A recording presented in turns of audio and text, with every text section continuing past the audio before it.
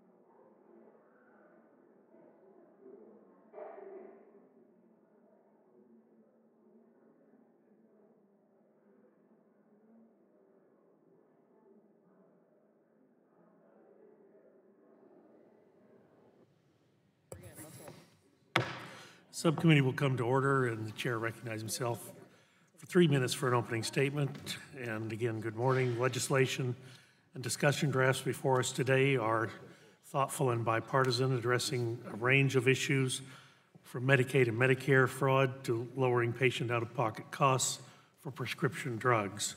Following the discussions at our legislative hearing on Wednesday, we're moving forward with this legislation process with due dispatch and bringing these bills to markup. I will note that some of these bills and discussion drafts have scores from the Congressional Budget Office that we must offset in order to move these to the floor.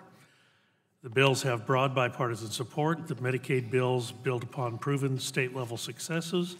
For example, the Money Follows the Person demonstration, which was established in 2005, has allowed individuals receiving long-term services and supports across our nation in 43 states and the District of Columbia to move from receiving care in institutions to community-based settings. The Empower Act, authored by Representatives Guthrie and Dingell, would extend this funding, enabling patients to continue receiving high-quality care in their homes or other community settings. Similarly, H.R. 3891 would clarify the authority of state Medicaid fraud control units, allowing them to investigate fraud as it occurs in any setting. This would ensure that the Medicaid dollars used to support individuals, such as Medicaid beneficiaries participating in the Money Follows the Person demonstration, are being used appropriately. The ACE Kids Act has undergone many revisions and extensive productive stakeholder discussions. So certainly want to thank those who have helped our subcommittee iron out the language that will provide medically complex children with coordinated health care. We are considering Representative Carter's discussion draft on prohibiting health plans from instituting the colloquial term is gag clauses, which bar pharmacists from informing patients that paying cash would be cheaper than utilizing their health insurance. This is an effort to drive down drug prices, an issue that hits home with all of our constituents. The Health Subcommittee will consider 2 other discussion drafts. One seeks to codify the Healthcare Fraud Prevention Partnership, which would better equip public and private organizations to combat and prevent fraud and abuse in our healthcare system. The other makes a technical correction to current statute that inhibits the Medicare Payment Advisory Commission and the Medicaid CHIP Payment Advisory Commission from accessing drug rebate data from the Centers for Medicare and Medicaid Services. This change will allow the commissioners to use this data to conduct research and produce data-centric recommendations to Congress on lowering drug costs. So certainly we look forward to getting these bills through our subcommittee today and ultimately moving them to the full committee and to the House floor. So I now recognize the gentleman from Texas, Mr. Green, 3 minutes for his opening statement, please. Thank you, Mr. Chairman, for holding today's markup on 6 bills and discussion drafts to improve the delivery and cost of health care. I'm happy to see that all 6 measures are bipartisan support and are expected to move to the full committee. I'm happy to see the ACE Kids Act, H.R. 3325, being considered this morning. This legislation, introduced by our colleagues, Representative Barton and Castor, will improve the delivery of care for children with complex medical conditions served by Medicaid. I'm a proud original co-sponsor of the ACE Kids Act. The amendment in the nature of a substitute we'll be considering today is seeking to achieve 3 primary goals: improve the coordination of care for children, address problems with fragmented access, especially when the necessary care is only available out of state, gather national data to help researchers improve services and treatments for children with complex medical conditions. Rick Merrill with the Cook Children's Healthcare System in Fort Worth testified earlier this week that this legislation would improve health outcomes for children with complex medical conditions while decreasing cost on the overall health system. This is smart legislation that will greatly help children with complex medical conditions and our vulnerable population have access to pediatric specialists and medical care they need. As of this morning, the ACE Kids Act now has 102 co-sponsors, evidence that the health of our children is an issue that's above partisanship and brings us all together. I look forward to the ACE Kids Act clearing our subcommittee this morning and receive strong support before the full committee in the coming weeks. I'll also be voting to support the Ensuring Medicaid Provides Opportunities for Widespread Equity Resources and Care Act, Empower Care Act, H.R. 5306, introduced by Representative Guthrie and Dingell, also members of our committee. The aims to the Empower Act will reauthorize the successful money flows, follows a person rebalancing demonstration grant program for a year at $450 million. The MFP program provides funding to states to help Medicaid beneficiaries receive treatment in institutions to transition to home and to community-based care. This program expired in 2016, and states have 2 more years to expend existing funds. I agree with our panelists who testified earlier this week that while it would be best to pass a multi-year reauthorization for the MFP program, giving budgetary constraints a 1-year reauthorization is far better than no reauthorization at all. I'd also be supporting the discussion draft to prohibit the use of so-called gag clauses in Medicare and private health insurance plans that prohibit pharmacists from informing consumers that their prescription can be purchased for a lower price out of pocket. I thank Representative Carter and Representative Doggett, who have introduced 2 bills on this issue in our committee and the Ways and Means Committee for their leadership in removing these artificial barriers between patients and their local pharmacists. This is a major issue for seniors in our district in Houston and Harris County, Texas. I hope our committee will consider further investigations into the rising price of prescription drugs. Thank you, Mr. Chairman. I yield back the remainder of my time. Chair, thanks, the gentleman. Gentleman yields back. Chair recognizes now the chairman Mr. of Chairman. the full committee, Mr. Walden of Oregon. 3 minutes for an opening statement, please. Thank you, Mr. Chairman. I don't know if we officially sang happy birthday to Buddy Carter yesterday, but we'll forego that today and just acknowledge that he's older than he was when the week started. That's not old, by the way.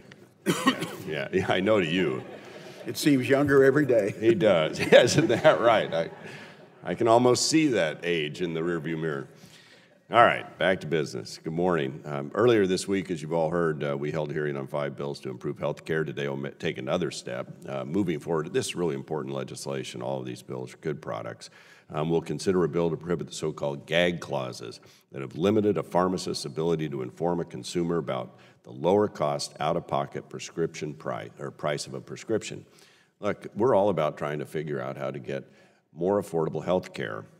And with so many people paying for their health care out of pocket with high deductibles and everything else in the marketplace, it's important we have more transparency so consumers have more power to make decisions over their health care.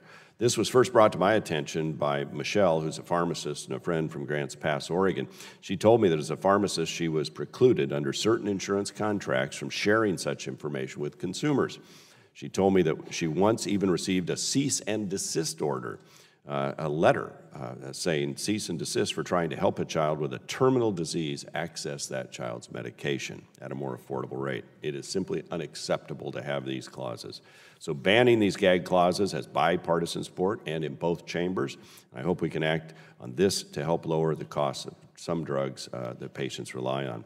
We'll also take a look at important bills that will give the administration additional authority to better detect and stop fraud and abuse in the healthcare system. We'll also consider 3 bills in the Medicaid space that will help ensure that beneficiaries are receiving the support and care they deserve in the setting that best works for them. Mr. Guthrie and Ms. Dingell's bill, H.R. 5306, for example, will extend funding for the Money Follows the Person demonstration program in Medicaid. It's a really popular initiative, which has been very successful. We'll also consider a bill authored by Mr. Wahlberg and Mr. Welch, H.R. 3891, that will improve the authority of the state Medicaid fraud control units. This legislation would broaden the authority of these units to investigate and prosecute abuse and neglect of Medicaid beneficiaries in non-institutional and other settings, improving their ability to help protect vulnerable Medicaid patients. We'll consider amendment in the nature of a substitute to a familiar bill authored by our full committee vice chair, Mr. Barton, and Representative Castor, the ACE Kids Act. And lastly, we'll review a discussion draft that would allow MedPAC and MacPAC to access certain drug rebate data from CMS. So, Mr. Chairman, with that, good work by the subcommittee once again on healthcare issues, and I yield back the balance of my time. Chair, thanks, gentleman. Gentleman yields back. Chair recognizes the ranking member of the full committee, Mr. Pallone. 3 minutes for your opening statement, please. Thank you, Mr. Chairman. I'm pleased we're here today to move forward several bipartisan bills. H.R. 3325, the ACE Kids Act, creates a Medicaid health home state option specifically targeted for children with medically complex conditions. This new state option will incentivize providers to better coordinate care for children with the greatest health care needs. I'd like to thank the sponsors, Representative Castor and Barton, for their continued work on this issue. Next is H.R. 5306, the Empower Care Act, led by Representatives Dingell and Guthrie, reauthorizes funding for the Money Follows the Person Rebalancing Demonstration Grant. The MFP program helps individuals transition from institutional care to care in their community where they can live more independent lives. Thanks to MFP and other initiatives, more than half of Medicaid spending on long-term care services now occurs in the home and community-based settings. In recognition of this shift, H.R. 3891, introduced by Representatives Welch and Wahlberg, expands the authority of Medicaid fraud control units to investigate and prosecute Medicaid fraud and beneficiary abuse and neglect in non-institutional settings. We'll also consider a bill that I introduced with Chairman Walden to authorize the Healthcare Fraud Prevention Partnership. This partnership is a public-private partnership between the Department of Health and Human Services, private payers, federal and state law enforcement agencies, and state healthcare agencies. It aims to improve the detection and prevention of healthcare fraud by promoting the exchange of data and information between the public and private sectors on fraud trends and successful anti-fraud practices and methodologies. We will also review a discussion draft that bans so-called gag clauses in Medicare as well as the private health insurance market that can limit pharmacists from informing consumers that their prescription may be purchased for a lower price if paid out of pocket instead of through their insurance plan. And this is a good bill, but I strongly believe that this cannot and should not be the committee's only effort to reduce drug prices this Congress. We must do more, and I continue to urge my colleagues to work together to find solutions that can actually meaningfully lower drug prices. And finally, we will review a bipartisan discussion draft that ensures the Medicare Payment Advisory Commission, MedPAC, and the Medicaid and Chip Payment and Access Commission, MACPAC, have access to drug pricing and rebate data. And this is a common sense bill that will help Congress better understand the true costs of prescription drugs to beneficiaries and taxpayers. All 5 of these bills, Mr. Chairman, are good. Original versions of many were first proposed by Democratic sponsors, and I thank them and all of my colleagues for their work in getting these bills to the subcommittee today, and I yield back. Thank you, Mr. Chairman. Chair, thanks, gentlemen. Gentleman yields back. The chair reminds members that pursuant to committee rules, all members' opening statements will be made part of the record. On the majority side, is anyone seeking time for an opening statement? Seeing none on the minority side, for what purposes the gentlelady from Florida seek recognition? For an opening statement. The gentlelady is recognized for 1 minute for an opening statement. Thank you, Mr. Chairman. On behalf of the families with children with complex medical conditions all across America, I want to thank the committee for including the ACE Kids Act in today's markup, and I want to thank Representative Barton and our stalwart partners, Representatives Herrera Butler, Jean Green, Eshoo, and Reichert, and all of these co-sponsors of the ACE Kids Act for moving our bill forward today.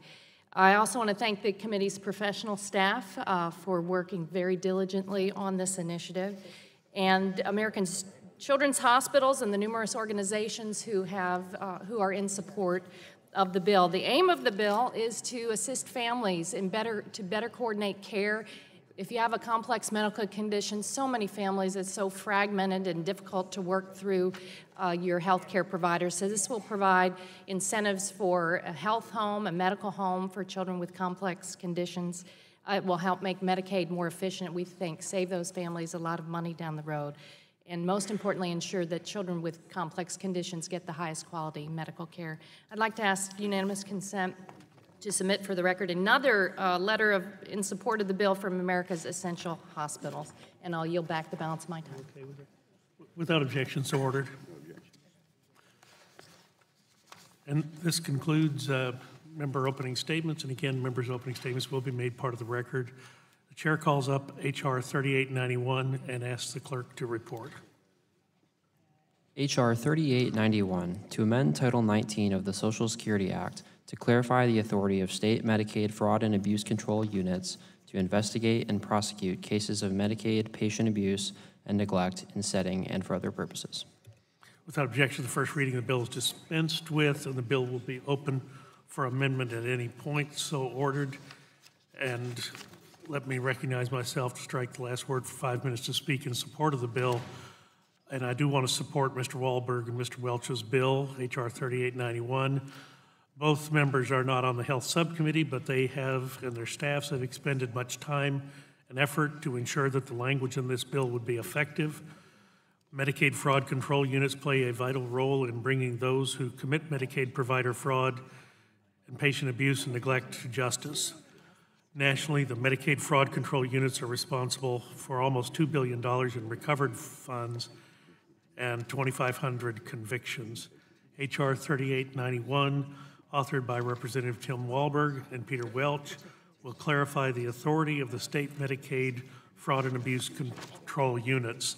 This clarification will give these important units the authority to investigate and prosecute abuse and neglect of Medicaid beneficiaries in non-institutional settings, as well as broaden the permissible use of medical fraud control units to screen complaints or reports alleging potential abuse or neglect of the beneficiary themselves. It is critical we protect the most vulnerable, and this bill does just that. I thank my colleagues for the work on this bill and recommend the subcommittee move this bill to the full committee. And I'll yield back my time. And are there any bipartisan amendments to the bill? Are there any amendments to the bill? Seeing none, the question then occurs on the motion to report the bill to the full committee. H.R. 3891 to the full committee. All those in favor say aye. Aye. All those opposed, no. Ayes appear to have it. The ayes have it, and the bill is agreed to. The chair calls up H.R. 5306 and asks the clerk to report. H.R. 5306, to reauthorize the Money Follows the Person demonstration program. Without objection, the first reading of the bill is dispensed with. The bill is open for amendment at any point, so ordered. Are there bipartisan amendments to the bill? Mr. Chairman, I have an amendment at the desk. The clerk will report. Amendment in the nature of a substitute to H.R. 5306, offered by Mr. Guthrie. Without objection, the reading of the amendment is dispensed with, and Mr. Guthrie is recognized for 5 minutes in support of his amendment. Thank you, Mr. Chairman. I want to thank my colleague Debbie Dingle and her staff for their great bipartisan work on this bill. This amendment extends Money Follows the Person through 2019. This important program helps certain Medicaid beneficiaries transition from a nursing home or institution back to their home, providing empowerment and freedom. I do want to clarify that the Money Follows the Person demonstration program is strictly voluntary, and an individual must choose to want to move back into their home or the community. In Kentucky, Transition Kentucky works with individuals who wish to move back home and assess the health, safety, and overall welfare before they will move an individual from their institution. Transition Kentucky also will create an emergency backup plan should something change. There is certainly no size-fits-all for health care, much less for those disabled, but the Money Follows the Person program provides great flexibility for those who wish to be back home. I ask for unanimous consent for a number of letters regarding the program. I have letters from AHIP, letters from National Association for Areas on Aging. I have letters from Easter Seals, and a letter from, that is the conclusion. I have those letters from. Without objection, so ordered. I urge my colleagues to support this amendment, which will empower individuals for those who are best fit for community-based services. And I yield back my time. Chair, thanks. Gentleman yields back. Is there any other member wishing to speak on the amendment? Seeing none, the question is on the amendment in the nature of a substitute. All those in favor shall signify by saying aye. Aye. All those opposed, no.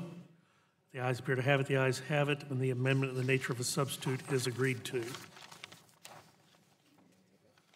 The question now occurs on forwarding H.R. 5306 as amended to the full committee. All those in favor will say aye. Aye. Aye. All those opposed, no. The ayes appear to have it. The ayes have it, and the bill is agreed to. The chair calls up H.R. 3325 and asks the clerk to report. H.R. 3325, to amend Title 19 of the Social Security Act to provide states with the option of providing coordinated care for children with complex medical conditions through a health home and for other purposes. Without objection, the first reading of the bill is dispensed with, and the bill is open for amendment at any point, so ordered. Are there any bipartisan amendments to the bill? For what purposes, gentlemen from Texas, seek recognition? Mr. Chairman, I have an amendment in the nature of a substitute. It's not an amendment to the bill. It's a replacement for the bill. The clerk will report the amendment. Amendment in the nature of a substitute to H.R. 3325, offered by Mr. Barton. The first reading is dispensed with, and the gentleman from Texas is recognized for 5 minutes in support of his amendment. Thank you, Mr. Chairman, and I hopefully won't take 5 minutes. First, I want to thank Congresswoman Doris Matsui. She came on as a sponsor of the bill yesterday, and I want Ms. Castor to give her a pat on the back or a hug for doing that. In spite of what Mark Wayne Mullen said in the Republican conference, I'm not going to hug any Republicans that want to be co-sponsors unless Susan Brooks does. I'll hug her. But we'd love to have some more Republicans on the bill, too. This bipartisan piece of legislation, Mr. Chairman, is a culmination of about 6 years of work by many, many people in the healthcare community, and the committee staffs and the personal staffs in the House and the Senate here in Washington, D.C. With the refinements and the modest changes in this substitute, I'm not aware of any major opposition from the healthcare community other than the managed care insurance sector. So we've done a good job putting a bill together that it's really a unique piece of legislation in my time on the committee, Mr. Chairman, because it's one of these bills it's really about the kids. It's not expanding coverage. It shouldn't cost any more money. It's just changing the system to allow states that want to and healthcare providers that want to create these networks, to create these communities where you really put the kids and the family first.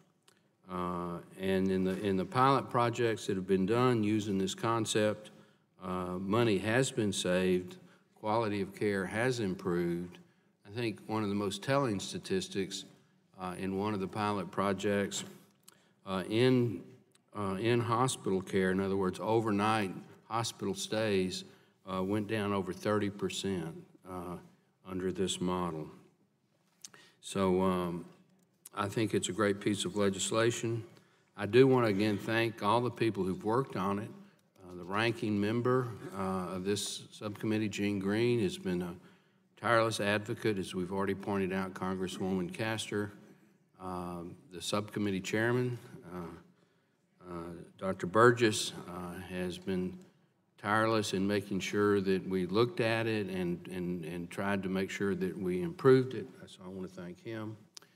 And with that, Mr. Chairman, I'll yield time to anybody or yield back. Chair thanks the gentleman. The gentleman yields back. Does any other member wish to be heard on the bill? For what purposes the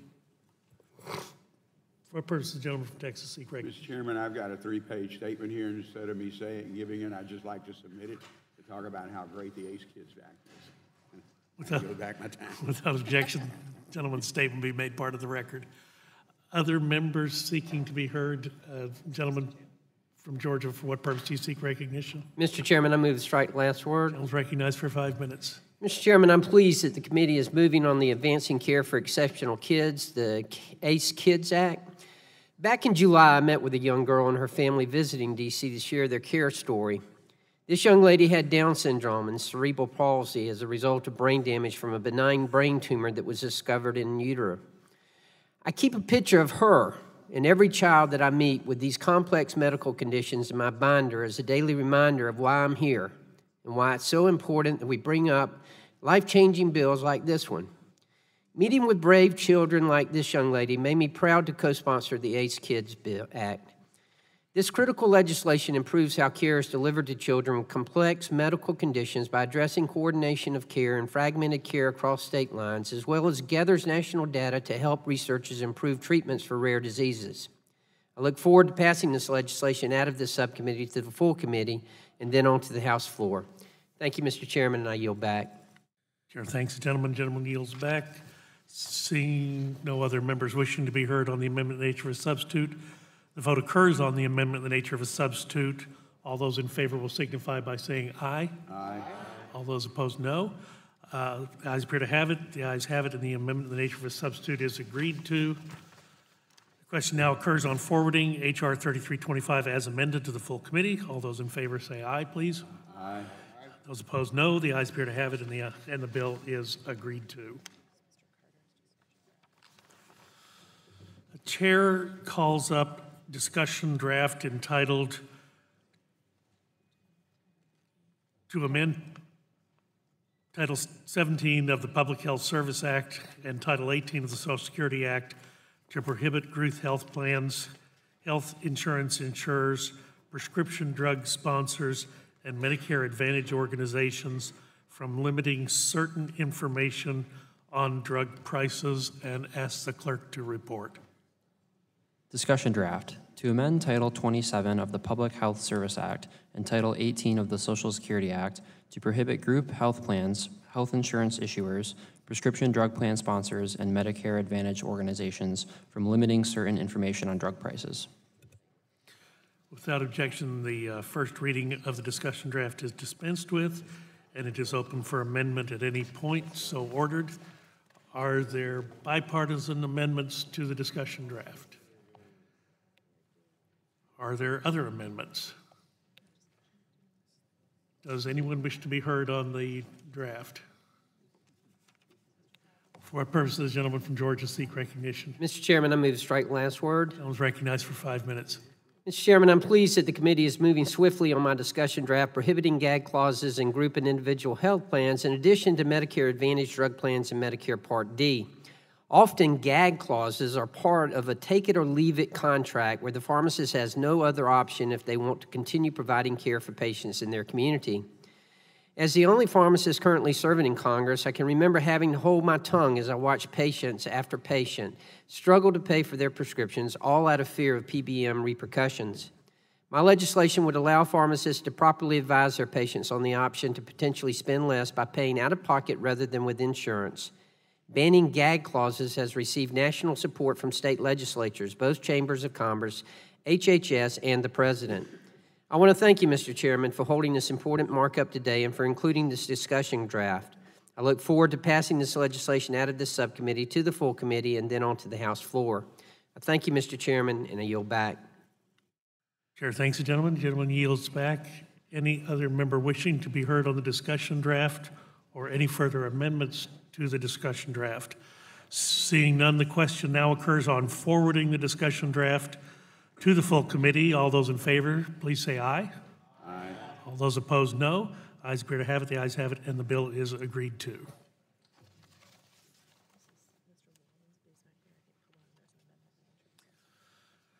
The chair calls up discussion draft entitled Strengthening Healthcare Fraud Prevention Task Force Act of 2018 and asks the clerk to report. Discussion draft to amend Title 11 of the Social Security Act to direct the Secretary of Health and Human Services to establish a public-private partnership for purposes of identifying healthcare waste, fraud, and abuse.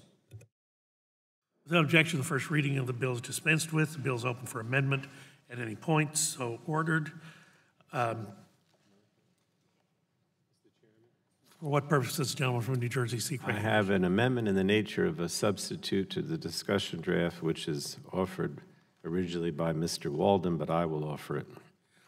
The clerk will report the amendment. Amendment in the nature of a substitute offered by Mr. Pallone. Without objection, the reading is dispensed with, and Mr. Pallone is recognized for 5 minutes in support of his amendment. Thank you. This amendment represents the appropriate next step in codifying and improving the healthcare fraud prevention partnership, a public-private partnership between the government and the private sector to fight healthcare waste, fraud, and abuse.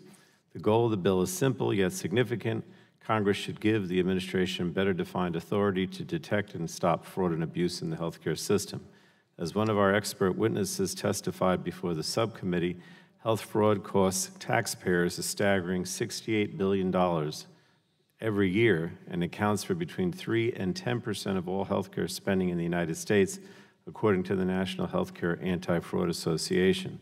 The partnership must improve the collection and dissemination of best practices to prevent fraud and abuse. And with this amendment and the underlying bill, we're aiming to give them the right tools to achieve their mission. The amendment, in the nature of a substitute, incorporates feedback from the U.S. Department of Health and Human Services, and these revisions are technical in nature. Our staffs continue to work in a bipartisan nature with the administration to strengthen the mission of the partnership while being careful to not be overly prescriptive in granting statutory authority for the public-private partnership. Again, this is the appropriate next step to move this legislation forward and protect taxpayers from fraud in our healthcare system, and I urge adoption of the amendment. Chair, does the gentleman yield back? Yes. Chair thanks the gentleman. Are there other members wishing to be heard on the amendment in the nature of a substitute? Are there any amendments to the amendment in the nature of a substitute? Seeing no further discussion, the vote now occurs on the amendment in the nature of a substitute. All those in favor signify by saying aye. Those opposed, no. The ayes appear to have it. The ayes have it. And the amendment in the nature of a substitute is agreed to. The question now occurs on forwarding the discussion draft as amendment to the full committee. All those in favor, please say aye. Those opposed, no. The ayes appear to have it. The ayes have it, and the bill is agreed to. The chair finally calls up discussion draft entitled "To amend Title 19 of the Social Security Act to provide the Medicare Payment Advisory Commission with access to certain drug rebate information," and ask the clerk to report. Discussion draft. To amend Title 19 of the Social Security Act to provide the Medicare Payment Advisory Commission with access to certain drug rebate information. Without objection, the first reading of the bill is dispensed with and is open for amendment at any point. So ordered. Are there any bipartisan amendments to the bill? Are there any other amendments?